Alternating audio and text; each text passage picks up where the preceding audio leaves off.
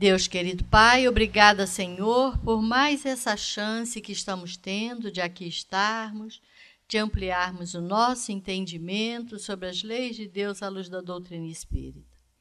Que essa reunião, portanto, transcorra em clima de muito aprendizado para todos nós. Obrigada, Senhor. Graças a Deus e que assim seja. E com vocês, Celi. Uma boa tarde para todos nós. Estamos nessa sequência aí das faculdades físicas e morais, né? Do espírito. Então, nós fechamos a nossa reunião passada nesse aqui, sem comentar, só lemos, né? Assim, rapidamente. E eu dei esse dever de casa, por quê? Porque aí só tem um pedacinho. Essa resposta é enorme. Né? É enorme. Mas nós fomos buscar um pouquinho fora aí da nossa sequência aquelas questões que estavam indicadas para o estudo daquelas que nós estamos fazendo nessas tardes. Né? E o próprio Herculano e Kardec, em algumas dos seus questionamentos, ele indica também outros. E Herculano, por isso que a gente aconselha essa tradução de Herculano Pires, porque ele tem notas de rodapé maravilhosas explicando algumas coisas, e ele também tem essa atenção de nos remeter àquela questão ou mais à frente ou mais atrás daquela que estamos estudando, que nos ajuda a compreender ou reforça, ilustra aquilo que nós estamos fazendo ali. Então, essa 861, ela tem a ver com o que a gente está estudando, justamente por esse destaque em vermelho aí. A questão é, o homem que comete um assassinato sabe ao escolher a sua existência que se tornará assassino? A pergunta parece que não tem nada a ver com o que a gente está estudando, mas a resposta tem. E ela é bem grande, né? E eu aqui, por isso que tem esses 3 pontinhos aqui na frente, dizendo que o texto tem muita coisa antes. E não nos interessava o todo, e sim essa parte aí para o nosso estudo desse assunto. Né? Então, tá aí, ó. De resto, sempre confundis 2 coisas bastante distintas: os acontecimentos materiais da existência e os atos da vida moral. Se a fatalidade, às vezes, é apenas no tocante aos acontecimentos materiais, cuja causa está fora de vós e que são independentes da vossa vontade. Aí aqui a gente pode até, não tem muito a ver com o que a gente está querendo, mas a gente pode até comentar essa questão sobre independente da nossa vontade. Parece que a gente não está usando o livre-arbítrio ali, né? Mas está usando, não está usando mais nesse momento, mas já usou quando fez escolhas de provas envolvendo ações e reações aqui nesse mundo. Então, o livre-arbítrio foi usado quando a gente fez a escolha. E foi usado também quando nós cometemos erros em experiências de outras vidas que causou essa encarnação que a gente está tendo hoje, que pode estar sendo sofrida em alguns pontos. Então, o livre-arbítrio é sempre usado. Nunca Deus interfere nele. Ele não pode? Pode, mas ele não o faz. Por quê? Ele que deu isso para a gente. Ele que instituiu, isso é uma lei divina. O Espírito, recém-saído das suas mãos criadoras, né, recebe a marca de Deus em si, que é a lei de Deus, né, em si, e ele recebe isso, e ele recebe junto, que está inscrito lá na sua consciência, sua lei, que é o bem, a gente já falou sobre isso, não é um livro que está escrito ali, é o destino de todos nós, o supremo bem, porque Deus é o supremo bem. Ele colocou sua marca e isso faz que a gente, então, em cada ação que a gente tem que ter aqui nesse mundo, em cada atitude que a gente tome, a gente se lembre dessa lei, desse bem maior, como filhos desse Deus que somos, que jamais faria algo ruim, faria algo para o mal. Então é essa lei que está ali, é a lei do bem supremo, colocada na nossa consciência por esse Criador, junto com esta lei impressa ali, ele colocou o livre-arbítrio, a faculdade de escolher as atitudes. Então, a gente tem o auxílio da lei na consciência, que é a consciência do bem supremo, como filhos de Deus que somos, feito à sua imagem e semelhança nisso aí, e também a capacidade de escolher os atos e atitudes de acordo com aquela lei. Por isso que ele não interfere nisso, ele não mexe nisso aí, porque ele quer que cada criatura sua, que cada filho seu que ele ama incondicionalmente, cresça por consciência própria, por conhecimento de causa, e não mais como instintos quando o princípio espiritual crescia e evoluía nos outros reinos da natureza. Então, ele deseja agora que nós façamos o nosso aperfeiçoamento, o nosso caminho evolutivo aí, através da razão, através do conhecimento de causa, fazendo escolhas elegantes, que são boas escolhas. Então, a gente precisa disso, por isso que ele não interfere. Então, por isso que ele coloca aqui, ó, Kardec obtém dos espíritos essa afirmativa. Se há fatalidade, às vezes, é apenas no tocante aos acontecimentos materiais, cuja causa está fora de vós e que são independentes da sua vontade, hoje, não tem esse advérbio aí, mas estudando todas essas questões, a gente vê que está implícita a ideia. Hoje, tem coisas que nós não podemos mais escolher. Isso justifica porque é que Jesus não curou todas as criaturas.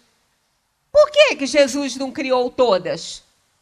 Por que Jesus passava e ele dizia, levanta-te e anda, e ele levantava e andava, aí ele passava a terra com saliva no olho do cego e o cego passava a enxergar. Aquela que puxou as suas vestes e que sofria de hemorragia há 10 anos, também ficou curada. E por que outros não ficaram curados? Exatamente por questões que, no momento, ainda não poderiam ser dadas a eles a cura. Porque precisava desse resgate. Ah, mas não dependeu deles, ele nasceu cego. Ele nasceu cego, mas não foi por acaso, foi por conta de má escolha, mau uso do livre-arbítrio em outra vida. Então, a escolha dele foi lá atrás. Então, hoje ele não tem mais força nisso. Isso está estabelecido como uma escolha das provas que ele fez para a sua redenção. Mas ele tinha oportunidade de escolher lá atrás, quando fez algo que o levou a isso. Hoje, nascer com deficiência visual total, né? Então, aí, nesse caso, é por isso que está escrito aí, ó, independente da vossa vontade, mas independente da vossa vontade agora, porque foi dependente da vossa vontade lá na outra experiência, que nos levou a ter que resgatar esse passado agora, né? Então, isso é para essa parte aí que a gente vai até chegar lá, vai comentar isso de novo quando chegar nessa questão, né? Agora, importante, quanto aos atos da vida moral, emanam sempre, eu tinha que ter grifado isso aqui, eu acho que eu botei e acabei não fixando, né? Quanto aos atos da vida moral, emanam, olha, sempre, olha o advérbio, sempre. É a classe gramatical que mais pesa, que mais significa dentro de uma questão, de uma oração, porque tem muita força, muita força. Né? O adjetivo a gente pode até não colocar, nem especificar muito, mas o advérbio, quando ele está presente, ele tem força total ali. Tem que ser considerado. Então, aqui, ó, sempre, emanam sempre do próprio homem. Nunca das coisas, nunca do tempo, nunca dos fatos, nunca dos outros. Aqui, ó, emanam sempre do próprio homem, que tem sempre mais ele aqui, ó, a mais essa afirmativa, ó, que tem sempre, por conseguinte, a liberdade de escolha. Para os seus atos não existe jamais a fatalidade. Então, está no Livro dos Espíritos, no capítulo que estuda a fatalidade, que fatalidade é só o momento da morte. Só o momento da morte. Esse, quando chega, não vamos poder fazer nada, controlar nada, né, a respeito dele. É o momento do nascimento e da morte. Está lá, a gente vai chegar lá nesse capítulo, que a gente já estudou outras vezes, mas vamos reforçar muitas coisas, como aquilo que a gente fala, né? A minha vontade é tirar algumas palestras que estão lá no YouTube, que foram feitas há muito tempo, que não tem determinados comentários e visões que hoje eu tenho. Não tem nada antidoutrinário, não, mas elas estão mais pobres, né? Então, por isso, quando vocês forem ver, vejam sempre as últimas, porque a gente está sempre estudando, né? A gente esquece que tudo na vida é um estudo constante, é uma mudança constante, porque nós fazemos a nossa vida das nossas verdades e as nossas verdades não condizem com as verdades do universo. Elas são aquelas que a gente cria, que a gente vê com o nosso pobre conhecimento. Então, à medida que a gente vai conhecendo mais, a gente vai tendo uma visão melhorada da situação e pode tecer melhores comentários. Por isso que eu aconselho sempre vocês assistirem, quando quiserem, as últimas, as mais recentes, porque são frutos de estudos também mais recentes que nos levam a abrir e ampliar um pouco mais os nossos horizontes, porque senão a gente fica, às vezes, falho no comentário, né?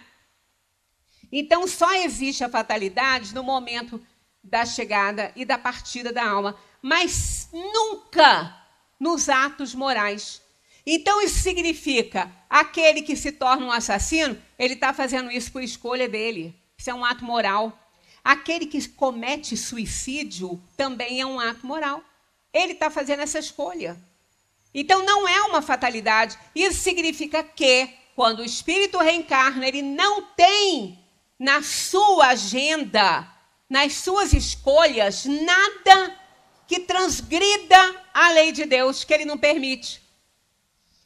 Percebe? Então, essa questão aí, o suicídio, por exemplo, é uma atitude que o espírito toma por conta dele. Nunca um espírito vem para cometer suicídio. Nunca isso vai acontecer. Ele comete por quê? Ele faz mau uso do livre-arbítrio, isso é um ato moral. Ele vai, então, fazer uso disso aí, ele vai utilizar, né, a escolha dele para ficar ou não neste mundo. O espírito protetor, os bons espíritos em torno, sempre vão tentar protegê-lo, tirá-lo dessa ideia, mas não vão interferir nunca. Quem interfere no livre-arbítrio nosso aqui no mundo é espírito inferior. O espírito inferior, ele interfere, porque ele não está nem aí para as responsabilidades que ele assume. E a gente está dando entrada para eles com os nossos pensamentos ruins, então ele não está nem aí para isso. Mas o espírito melhor, o superior, o anjo da guarda não interfere. Ele nos aconselha, ele nos fala, não faça isso, mas a gente faz. Ele não pode interferir porque ele será punido por isso, e ele tem ele nem vai ser punido, que ele não vai fazer, porque ele tem uma evolução muito superior à nossa. Nós que estamos no mundo de provação e expiação, somos espíritos ainda da terceira ordem, espíritos imperfeitos e inferiores, imperfeitos, porque os de segunda ordem, espíritos bons, também ainda são têm algumas imperfeições naquela coisa de ainda carregarem alguma coisa que não está de acordo com a pureza dos espíritos de primeira ordem, espíritos puros. Mas o nosso espírito protetor, nosso anjo da guarda, ele é um bom espírito, ele não está mais na ordem do espírito inferior. Ele não está mais nessa ordem, senão ele não poderia nos aconselhar. Então é com muito pesar, é com muita tristeza que ele vê o seu tutelado tirar a própria vida e ele não pode fazer nada. Não pode porque não deve, ele só pode tentar socorrer, chamar um e pedir ajuda e tantas vezes consegue. Mas ele não pode impedir esse ato, porque esse é um ato moral, é um ato da escolha do espírito. Então não é uma fatalidade isso. Como não é uma fatalidade matar alguém, se tornar um assassino, isso não é uma fatalidade. Essas mortes aí estão sendo antecipadas pelo livre-arbítrio das criaturas. Né? De quem? Às vezes, não da vítima, tá? Isso eu quero deixar bem claro aqui. Pode ser também da vítima, mas não significa sempre da vítima. Do algoz, sim, mas da vítima, não. Por quê? Pode estar naquele momento o momento fatal da sua vida de partir dessa terra, daquele que foi assassinado e não de quem assassina. Ele escolheu a morte trágica, da escolha que fez das provas, chegando àquele momento da partida dele, ele pode ser, sim, uma vítima de um assassino, né? Como a gente vê crianças, muitos jovens, muitas pessoas que são vítimas, sem terem feito nada, elas acabam morrendo na mão dessas almas infelizes aí, né? Inferiores demais. Aí pode ser que esteja realmente no momento delas. E aí é usado aquele que é inferiorizado, imoral, para que ele vai cometer esse ato por vontade própria, nunca para que o outro passe para a dimensão espiritual, porque está na hora dele, porque ele não precisa disso, senão Deus não poderia puni-lo, né? Ah, então ele não pode ser punido porque está na hora dele morrer? Não, tem outras formas de ele morrer. Fatalidade, um carro quebrar um volante, uma barra de direção, subir na calçada, matar o outro que está na calçada. Aí nem o motorista e nem o assassino, não, que ele não é assassino, mas nem quem provocou a morte, nem quem morreu.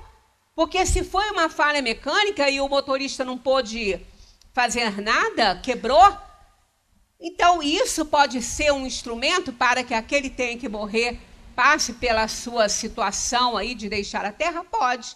Aí não foi nenhuma responsabilidade aí nem do motorista, nem daquele que estava ali na calçada. Ninguém errou, apenas as coisas aconteceram para que as leis de Deus se cumprissem na terra.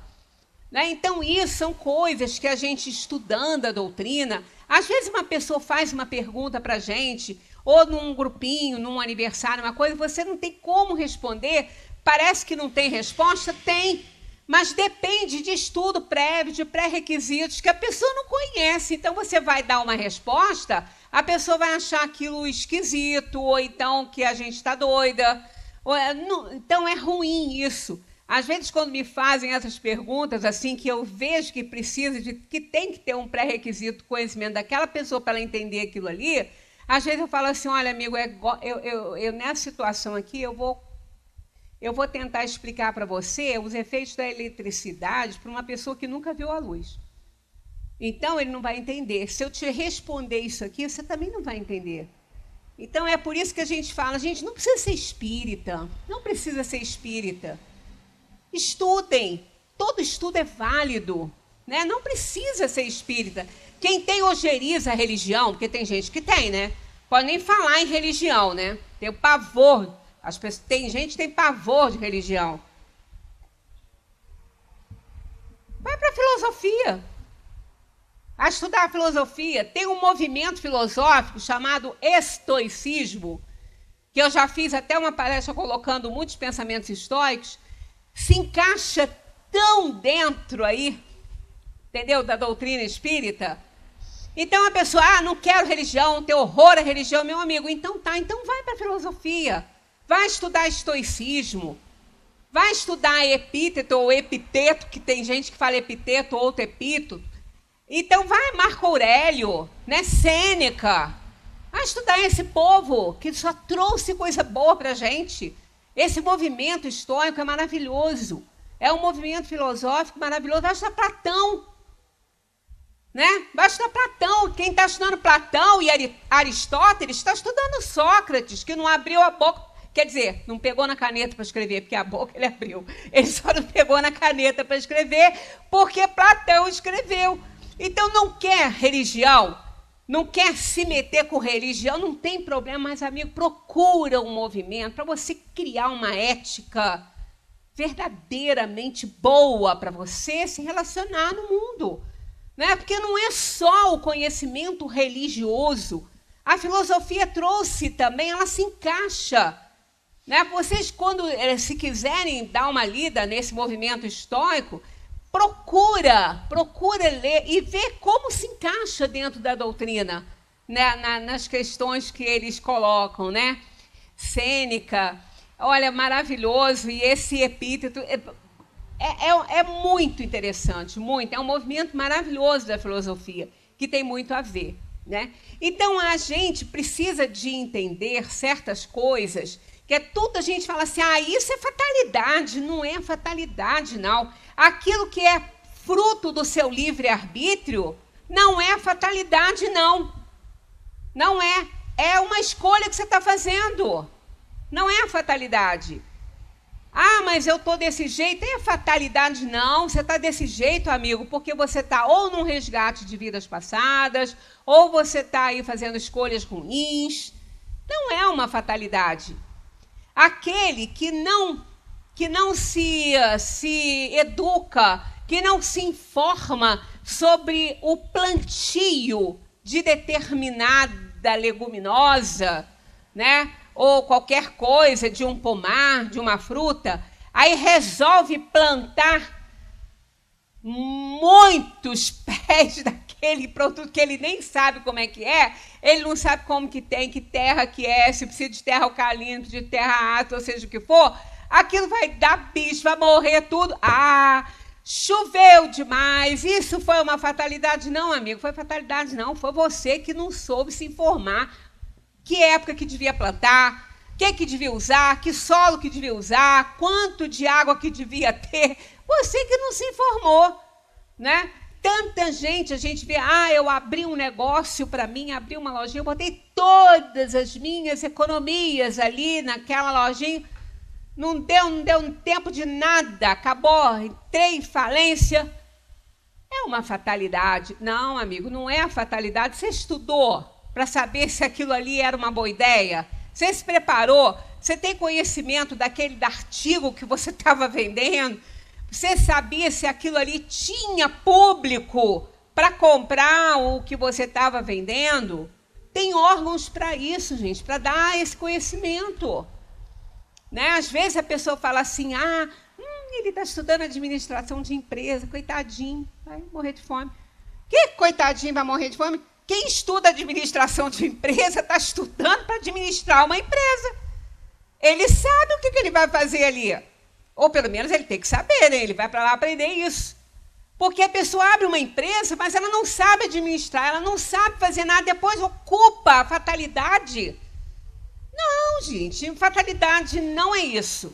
Isso é mau uso do livre-arbítrio, como mau uso do livre-arbítrio são muitas das nossas atitudes aqui nesse mundo que nos levam a nos perder, né? Aqui. Na questão 1009, tem um comentário gigantesco, um desenrolar enorme dessa questão, que ela mesma é pequenininha a resposta, mas ela se desenrola num comentário maravilhoso. Tem isso aí, ó. Todos nós estamos caminhando, gravitando para a unidade divina. Aqui, ó, gravitar para a unidade divina. Esse é o objetivo da humanidade. Para atingi-lo, 3 coisas são necessárias: justiça, amor ciência. Está lá. Então, o bem supremo, que é o amor, a gente falou sobre conhecimento e sabedoria um domingo atrás. Aí a gente colocou esse slide aí, porque realmente é isso aí. O amor, ele vai fazer o equilíbrio entre a justiça e a ciência, entre a sabedoria, né, e o conhecimento. Porque o amor se define, está lá no Evangelho segundo o Espiritismo, como um sentimento por excelência, um instinto elevado à altura do progresso feito. Então, quanto mais você progride, mais você aumenta a sua capacidade de amar. Se você aumenta a sua capacidade de amar, a ciência na sua mão é uma maravilha. Só vai fazer coisa boa. E isso aí tem... Eu falei um pouquinho de Platão, falei que a gente pode seguir Platão.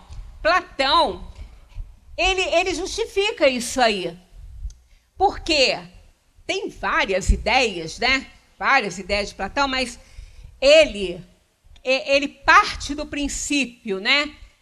Como ideias de que, para Platão, são importantes o bem, o belo e o justo. É isso que está aí, ó.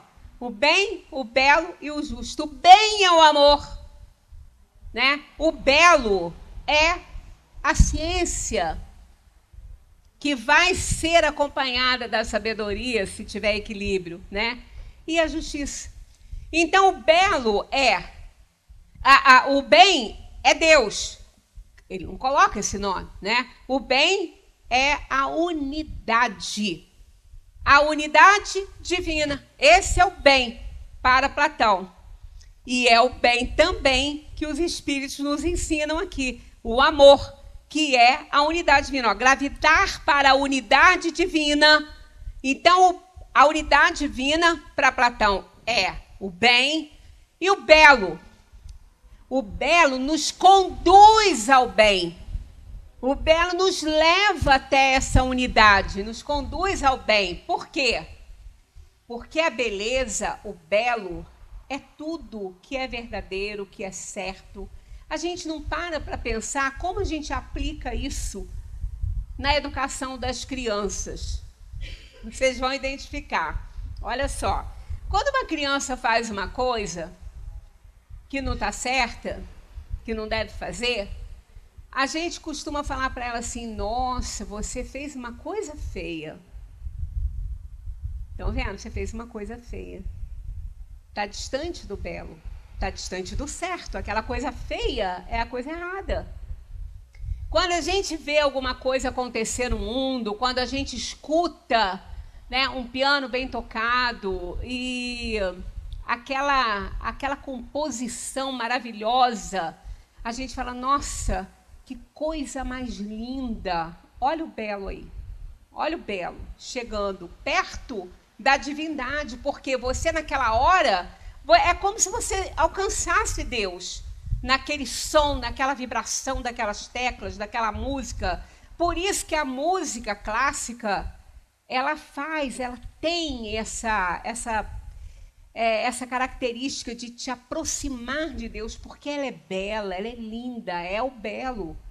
Né? Então, quando a gente vê uma atitude de uma pessoa, né, com relação a outra, uma boa atitude, a gente fala: nossa, que coisa linda, que atitude linda. Olha só, olha o lindo aí. É o belo. É o belo te aproximando do bem supremo. E o justo. O que é justo? O que é ser justo? É colocar cada coisa no seu lugar.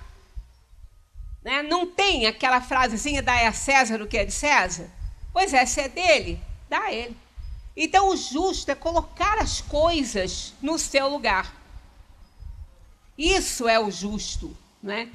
Nada é perigoso na natureza. Nenhum inseto é perigoso na natureza, desde que ele esteja no lugar dele. Mas a gente usa o livre-arbítrio para fazer tantas escolhas ruins que aproxima esses insetos da nossa casa, que vão nos trazer doenças, né? Mas eles não são nocivos à vida. Eles são nocivos a quem não tem responsabilidade e os tira do habitat deles com o mau uso do livre-arbítrio, proporcionando a aproximação deles. Né? Então, nada é ruim. Eu me lembro uma vez que eu ouvi na professora Lucilena Galvão, porque eu adoro, é uma grande professora de filosofia, né?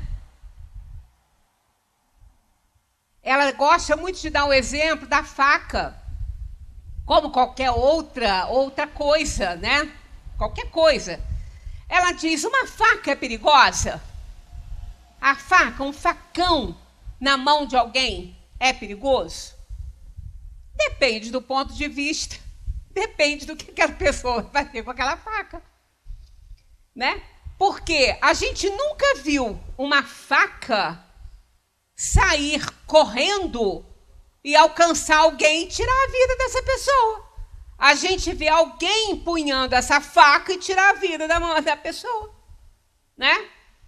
Mas aquele facão na mão de quem precisa dele para ele ser usado como uma faca, um elemento de corte, não é perigoso. Desde que ele saiba usar, não é perigoso. Ele é útil. Se não fosse ele, talvez ali não teria nem o que pudesse substituir. Então, nada nessa vida é ruim. O que é ruim é a aplicação que a gente esteja dando. Nós estamos vendo aí no mundo as inteligências artificiais tomando um volume que está alarmando, né? Ah, mas isso é muito perigoso, é muito perigoso. Ainda mais que eles estão fazendo conexões neuronais, né? Com material orgânico nessas inteligências, né? Elas que são o problema? Não. Elas podem ser muito úteis. Depende de quem a está programando, de quem a está criando, qual a finalidade que estão dando para ela. Esse foi um dos motivos, um deles, e não o único, como a história começa a contar, né? Que levou Santos Dumont ao suicídio. Quando ele viu para o que foi destinado o seu grande invento, que foi o avião, para a guerra. Né? Para jogar bombas do alto. Ele acabou se enforcando num hotel em São Paulo. Agora, esse não foi o único, não. Ele já vinha deprimido com outras coisas. A história de Santos Dumont é complicada. Não é uma coisa tão simples assim. Ah, ele se matou porque viu o seu invento ser utilizado para o mal. Não, não foi só isso, não. Foi uma das coisas. Ele já vinha deprimido há muito tempo com outros problemas pessoais. E não esse. Mas isso foi um deles. Quer dizer, o avião é ruim? O avião não deveria ter sido inventado? Imaginemos. Para a gente cruzar longas distâncias, né? De navio, como era feito. Que antes dele, nem isso. Né? Então, a gente vê que não é o invento. Então, não são as coisas que são perigosas. As coisas precisam ser colocadas no seu próprio lugar. Isso é justiça. Quando você coloca as coisas no seu próprio lugar. Então, isso que Platão queria dizer sobre o justo, o belo e o bem, que é a unidade. Então, quando você é justo, coloca cada coisa no seu lugar. Então, você cuida, você não tira, você não erra, né? Aí você está lá, cometendo atos lindos, né? Tomando atitudes lindas, você está em direção ao bem maior, né? Então, isso, a doutrina espírita nos explica isso, né? Isso a gente encontra na filosofia, né? De Platão. Aí, Platão, a gente até falou aqui sobre a questão das ideias. Por quê? Porque a gente aprende que o pensamento é tudo, é a alma que pensa. A alma que pensa, não é o corpo, não é o cérebro. É a alma que pensa. A alma é que tem a ideia. As ideias pertencem à alma. Sendo que Platão, quando ele fala no mundo das ideias, que ele divide o mundo das ideias no mundo sensorial, o mundo dos sentidos. Por que eu estou usando isso? Eu não estou aqui, né, querendo me meter a besta em ensinar filosofia para ninguém, que eu nem sei, eu também adoro, eu gosto de ler, mas é porque eu encontro pontos em comum com a doutrina. O mundo das ideias é o mundo dos sentidos é o mundo material. São os mundos materiais. Sabe o que ele fala? Que o mundo dos sentidos é uma cópia do mundo das ideias. E o que a gente aprende dentro da doutrina? Que esse mundo aqui é uma cópia grosseira da dimensão espiritual. Só que Platão coloca o mundo das ideias, mas é das ideias divinas. Das ideias divinas. E o nosso pensamento não é uma ideia divina. É o meu pensamento, é o pensamento de cada um. Cheio de problemas, cheio de erros. Que faz que as nossas atitudes aqui no plano sejam equivocadas. Porque os pensamentos são equivocados, eles alicerçam atitudes equivocadas e construções equivocadas aqui no mundo. Mas não é esse mundo das ideias de Platão. O mundo das ideias de Platão é o mundo da ideia divina. É para essa unidade que a gente precisa caminhar. Então, é esse ponto de encontro, né, com a doutrina. Então, a gente formaliza a ideia, e essa ideia, que é o pensamento que a alma realiza, é o pensamento, que quem pensa é a alma, ela se projeta, essa ideia, esse pensamento, se projeta no perispírito, nesse aglomerado de fluidos que compõem o perispírito e que serve de ligação entre o espírito e o corpo. Ali, naquele momento, se fotografa aquela ideia. Ela vira um quadro, ela é vista, ela é fotografada, ela é vista pelos espíritos, pelos sensitivos, mas é porque ela já está na organização eletromagnética do espírito, né, do perispírito.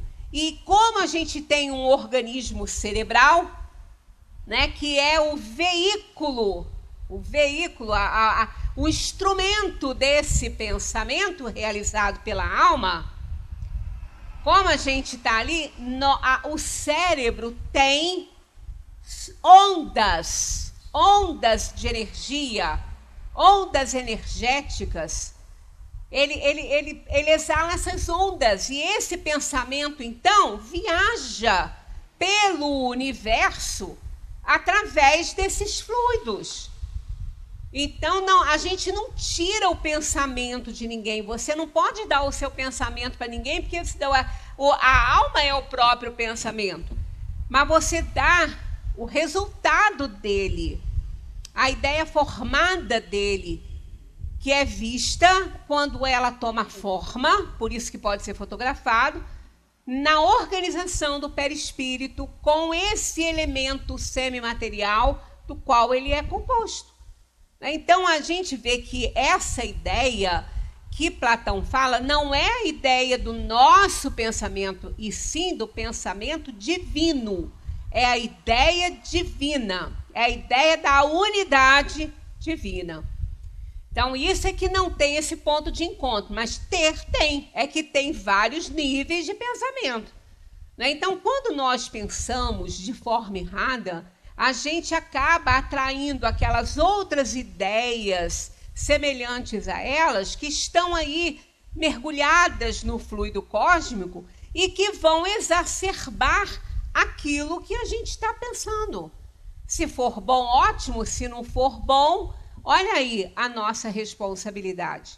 Não é a do outro que pensou, que virou lá, que está lá espalhada lá, né, no fluido cósmico, sendo atraída por nós. Somos nós que estamos errados em atraí-la. Por quê? Porque a gente está pensando coisa ruim, a gente atrai o que é semelhante e vem se somar àquilo que a gente já pensa.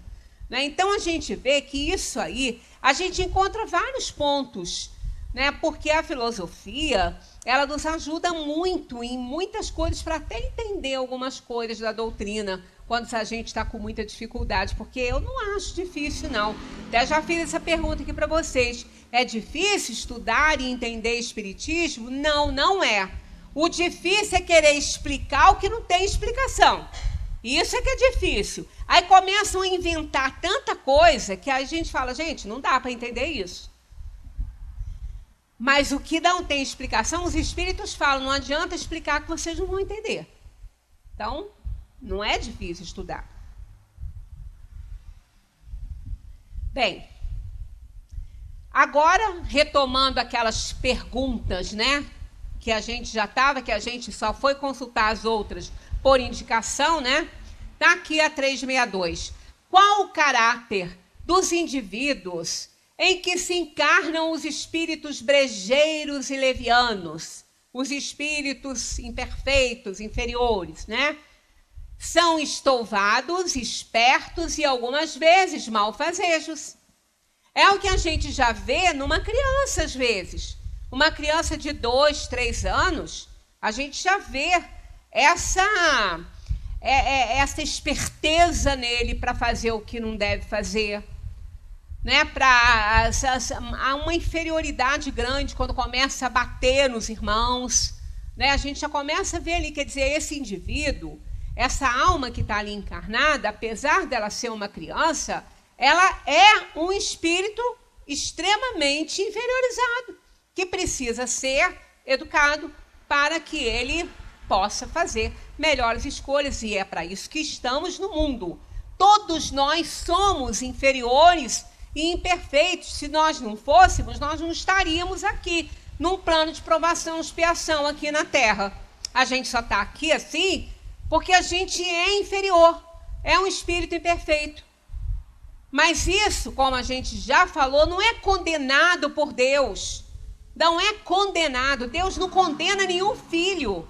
Deus condena a atitude errada. Quando a gente fala, eu me lembro muito que uma vez eu falei isso para minha neta. Ela fez uma coisa errada. Aí eu falei para ela, falei assim, olha, não pode fazer isso. Isso está feio, isso é feio, isso está errado. Você não pode, isso é feio. Aí ela falou assim para mim, você está me chamando de feia? Falei, não, eu não disse isso. O que eu falei com você? Que o que você estava fazendo é feio. Então, você está me chamando de feia. Eu falei, não, eu estou chamando a sua atitude de feia. Não é você. Você é linda. Você é uma menina espetacular. Agora, a sua atitude agora foi feia. Não foi bonita. Quer dizer, não foi certa, não foi correta. É aquele belo que Platão se refere. Não é? Não foi uma atitude bonita, foi uma atitude feia. Então, jamais eu estou te chamando de feia. Então, quando a gente faz alguma coisa errada, ninguém, por mais que ela esteja fazendo alguma coisa errada, ela não pode ser definida por aquilo ali. Ninguém pode ser definido por atitudes que está tendo errada. Porque são as atitudes que estão erradas, não é a pessoa. Aquela pessoa vai parar de fazer isso, vai crescer, vai melhorar, vai evoluir. Então, ela não é condenada, a atitude que é. E não ela, porque atitudes melhoram, atitudes passam. Ah, mas causou problema. Não tem, fica tranquilo, que esse problema vai ser também resgatado pela própria pessoa. Né? Esse problema também vai ser resolvido ali em algum momento da caminhada evolutiva dessa alma. Os espíritos têm paixões estranhas à humanidade? Kardec pergunta, né? E eles respondem, não, se assim fosse, vós também as teríeis. Olha, os espíritos têm paixões estranhas à humanidade? Por que teriam? Nós somos a humanidade. Nós somos a humanidade. Então, se algum espírito tivesse paixão estranha a isso, ele não seria humano. Né? Então, claro que não. Se assim fosse, vós também a terias. Porque nós somos a humanidade, os espíritos encarnados. Né? Almas, somos a humanidade. Na 364, É o mesmo Espírito que dá ao homem as qualidades morais e as da inteligência?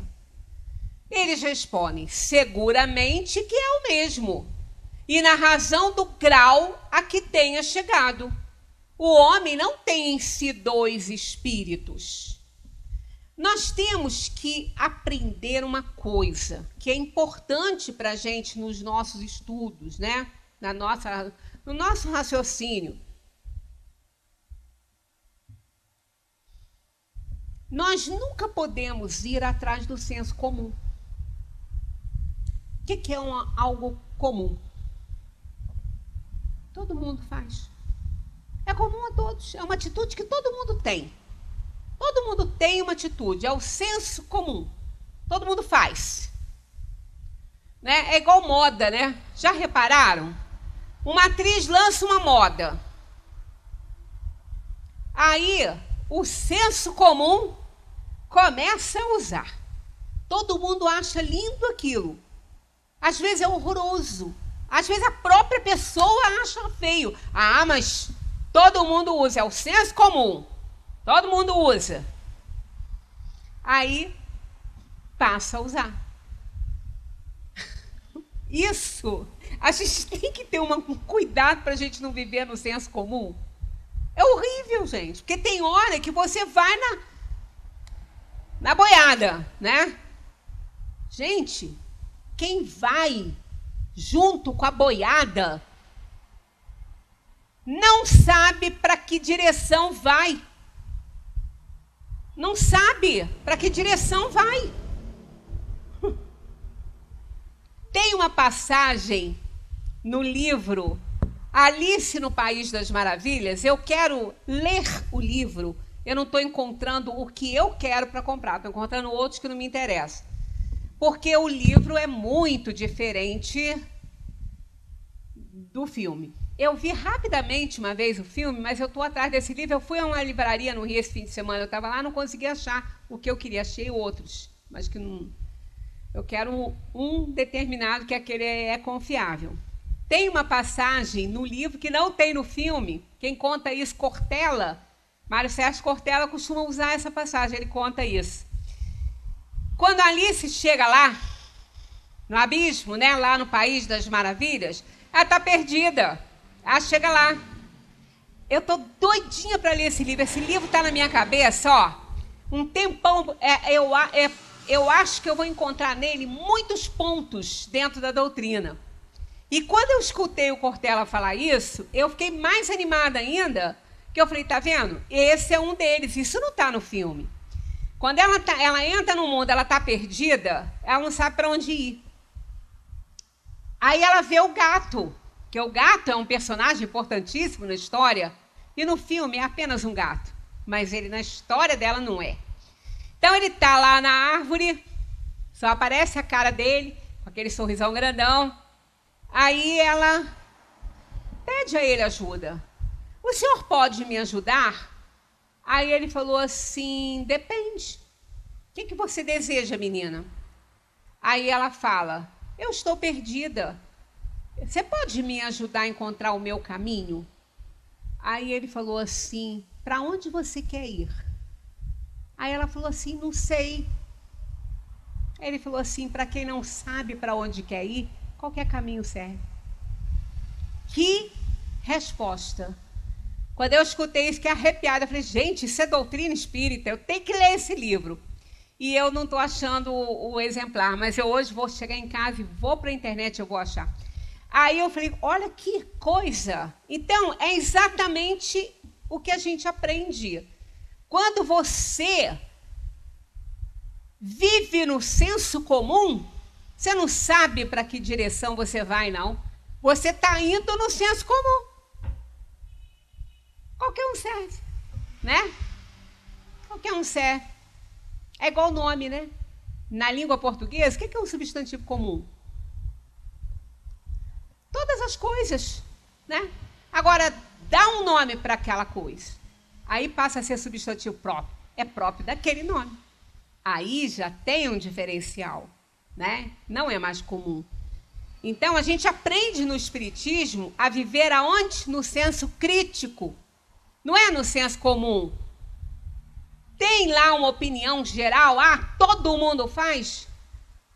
Analisa pelo senso crítico, para você sair do senso comum. É o que a gente aprende na doutrina espírita, não é? Analisa, reflete. A pessoa, quando ela quer ir para algum lugar, ela tem que saber para onde ela quer ir. Mais importante do que saber para onde ela quer ir, é por que ela quer ir para lá. Reparem que isso aí é outra coisa importantíssima. O que leva você a escolher isso aí? É o livre-arbítrio. Quando nós vamos fazer uso do livre-arbítrio, porque se a gente fizer errado, a gente vai responder por isso aí, vai ter consequência. Então, quando a gente faz uma escolha, eu quero isso. Por que você quer isso? Você sabe? Qual é a sua intenção em querer isso? Porque é ela que vai falir. É ela que vai contar. Não são os nossos atos que contam para a nossa consciência, é a intenção que a gente tem ao cometê-los. Então, isso é outro ponto extremamente importante. E isso jamais poderia ser dado por dois espíritos. Porque aonde dois mandam, não dá certo. Não é? Aonde dois mandam e de forma diferente, não vai dar certo. São igual, por isso que Deus é absoluto, né? E nós não somos, nós somos relativos. Por quê? Porque Ele é único, é unidade. Se tivesse outro ser absoluto, os dois seriam relativos entre si. Não haveria absolutismo. Então, isso tudo a gente vai aprendendo ali dentro da doutrina e a gente vai se descobrindo dentro das reflexões que a gente vai fazendo. Então, o homem não tem em si dois espíritos, ele tem um espírito que vai lhe dar as qualidades físicas e as morais e também as físicas em alguns pontos, porque ele que determina com o material genético oferecido pelos pais, o que vai acontecer naquele corpo ali. Ele não é molde, mas ele é aquele que gerencia a situação, né? Continuando. 365. Por que os homens mais inteligentes, que revelam um espírito superior neles encarnado, são às vezes ao mesmo tempo profundamente viciosos? Ninguém está vendo esse filme, né, hoje em dia? Ninguém sabe, ninguém vê isso, né? Imagina. A gente só lida com pessoas extremamente ignorantes de todas as coisas, né? Aí quando você procura um que é inteligente, quando você descobre que a inteligência não está valendo de nada para ele, aí é o problema, né? É que o espírito encarnado não é bastante puro. E o homem cede à influência de outros espíritos ainda piores. Olha aí o que eu falei do fluido cósmico, os pensamentos espalhados, sendo atraídos por nós ao pensarmos irresponsavelmente. O espírito progride numa marcha ascendente insensível, mas o progresso não se realiza simultaneamente em todos os sentidos.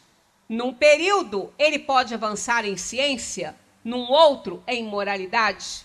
Por isso que, às vezes, a gente vê uma pessoa tão simples, mesmo assim, que não sabe nem ler, não sabe nem escrever direito. Quando você conversa com uma pessoa, às vezes, que não sabe nem ler nem escrever, quando você começa a conversar com ela, ela te dá aula de moralidade.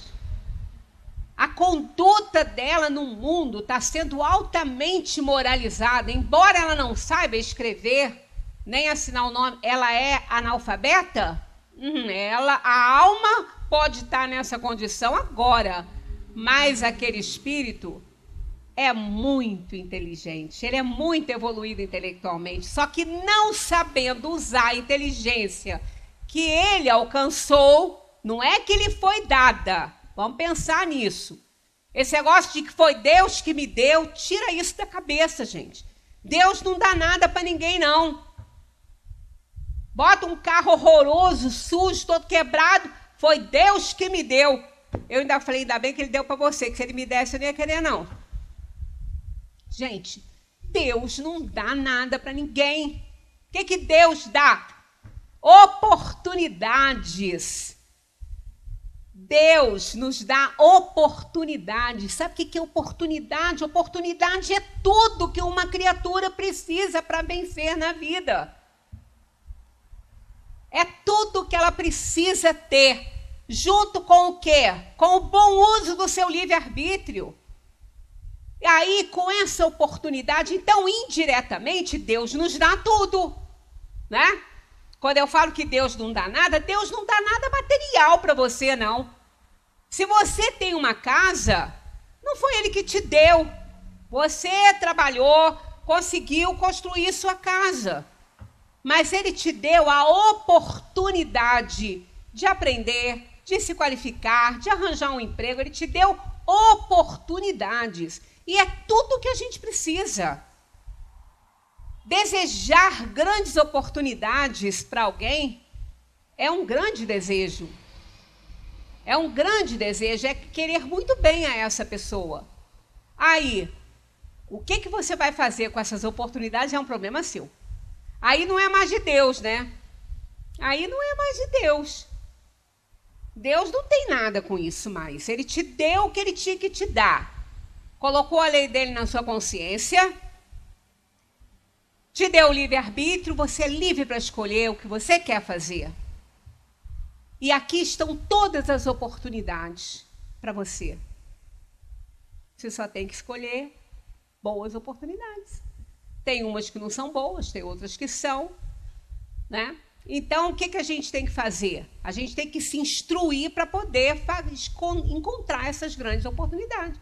Mas a instrução também, ela é acessível a todos. O que não é acessível a todos é instrução acadêmica. Isso muita gente não tem. Mas e a instrução natural? A instrução da vida, da observação, do senso crítico. Essa é de graça? Essa é de graça.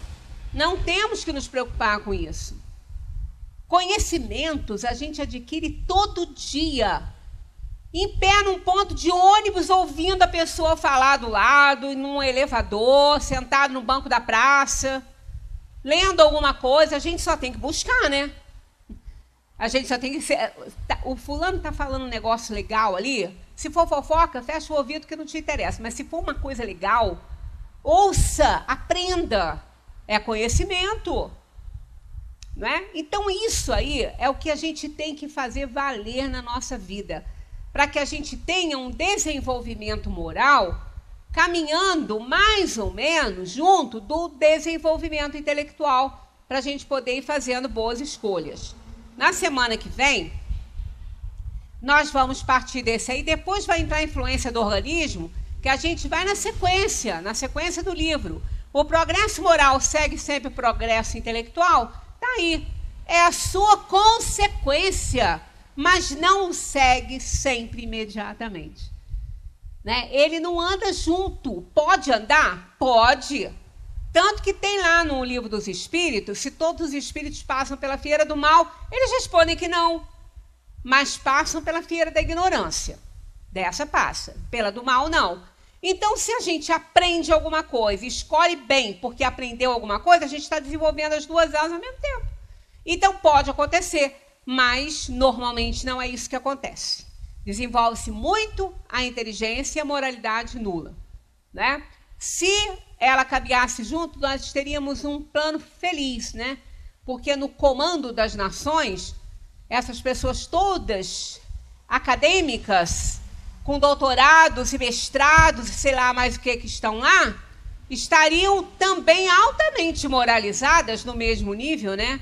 Então, como a gente sabe que isso não anda, nós estamos sofrendo aí, não inocentemente, claro que ninguém sofre sem merecer, o resultado dessa tragédia que é o desenvolvimento intelectual desacompanhado do desenvolvimento moral.